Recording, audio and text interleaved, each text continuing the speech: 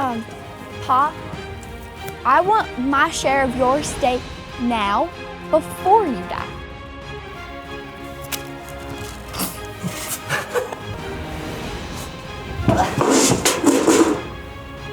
This is ridiculous.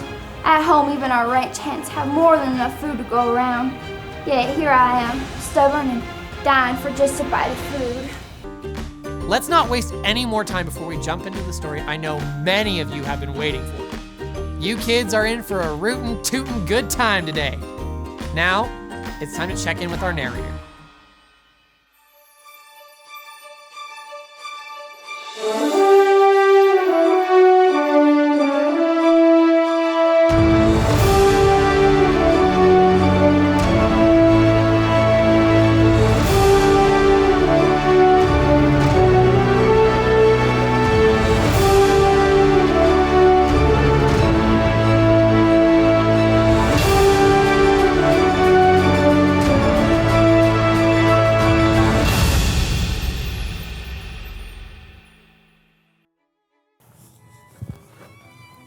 Well, welcome, friends. It's good to see you again. I've really been looking forward to this week because I have the perfect story to read for Father's Day weekend. And it just so happens to be a Western, which are some of the best stories ever. And that's not just my opinion, that's the truth. I think you're really gonna like this story, so let's not wait any longer. The year was 1852. And Joshua C. Abbott had earned himself quite a lot during the gold rush out in Coloma, California. He had bought plenty of land and still had gold to spare as he cared for his two daughters and their large staff of ranch hands. Joshua was a good man, a kind boss, and an excellent father. Not one person in his care would go a day without their needs met and then some. And yet, even when he didn't need to, Joshua spent his days working his land himself alongside his staff and his daughters. Only one day, his youngest daughter decided that she no longer wanted to work. She'd rather take her inheritance, the money that her father had set aside for her future, and go off to live the life she dreamed of. Pa, I want my share of your steak now, before you die. All right, I will divide my estate equally and I will give you your share. Oh, okay. Why are you letting her do that? Why are you letting her take the money? Where will she go? What is she gonna do with it? Why can't she stay here and help out like the rest of us? I don't know, my child.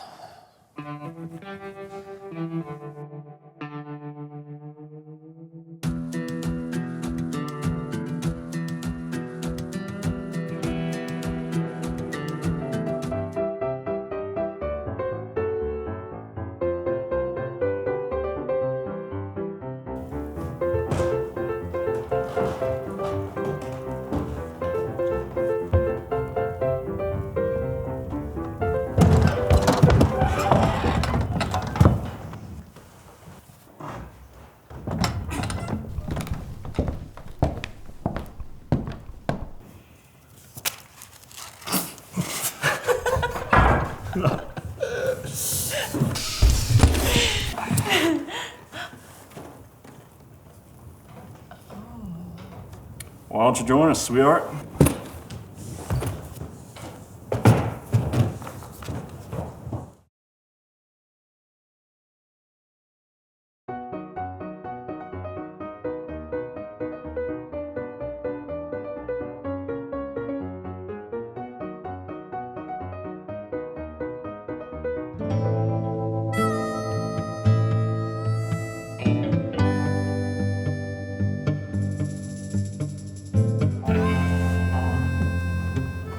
Do you have a 10?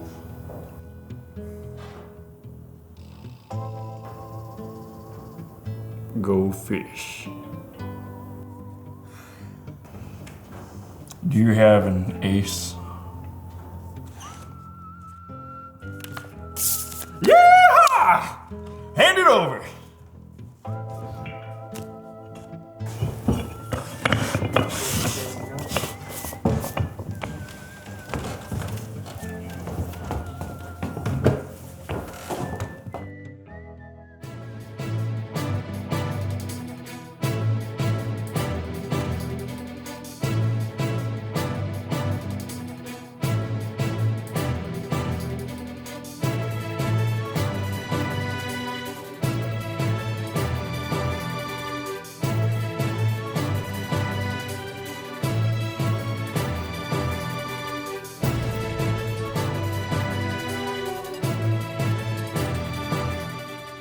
The young girl started to spend her father's money.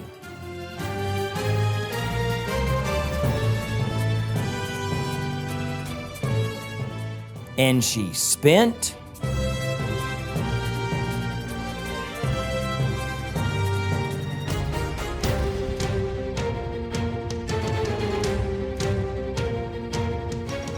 and she spent and she spent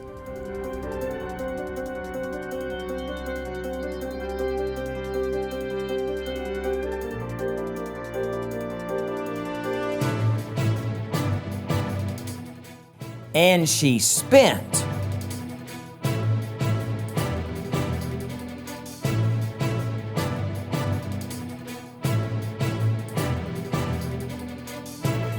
until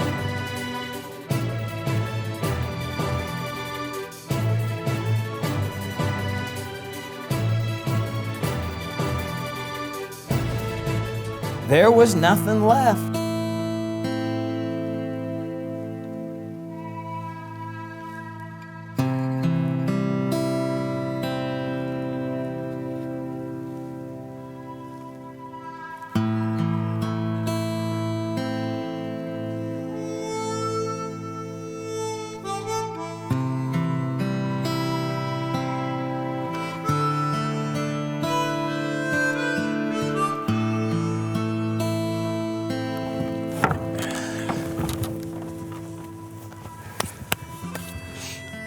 Please, sir, I heard you could use some help around here, and I'm a real hard worker.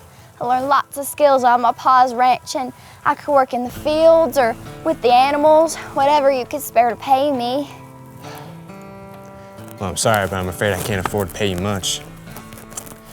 But, sure, I could spare some dinner after a long day's work. Huh?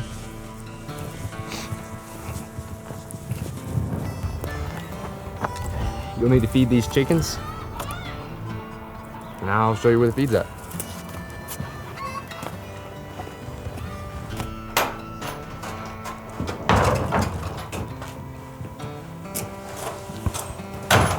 All right, here's your feed. See you at dinner.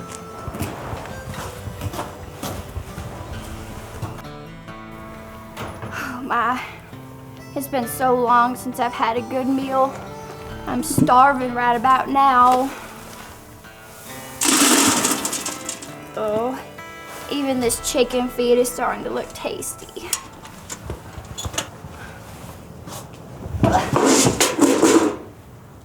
This is ridiculous. At home, even our ranch hands have more than enough food to go around. Yet here I am, stubborn and dying for just a bite of food.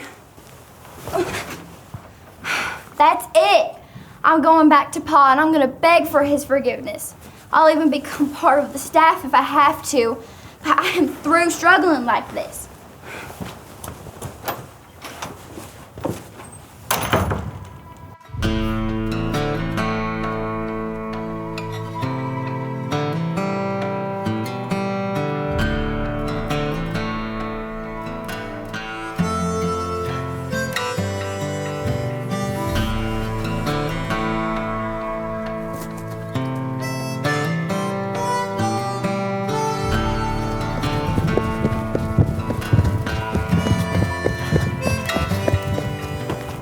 Pa, I've sinned against both heaven and you. I'm no longer worthy to be called yours. Nonsense. Quick, bring the finest silk shawl that we have, along with all her jewelry and slippers. We must celebrate with a grand feast, so kill the calf that we have been fattening. For my daughter was lost, and now she is returned. And that was that. Joshua Abbott was so overjoyed to see his youngest daughter that he didn't think twice before throwing the biggest party ever seen this side of the Mississippi. There was no food or gift or decoration spared. Joshua wanted this to be the celebration of the century, and so it was. This story might sound familiar to those of you who know the parable of the prodigal son from the Bible. It's a story that Jesus shared to remind us that no matter what we've done wrong, God will always welcome us back again.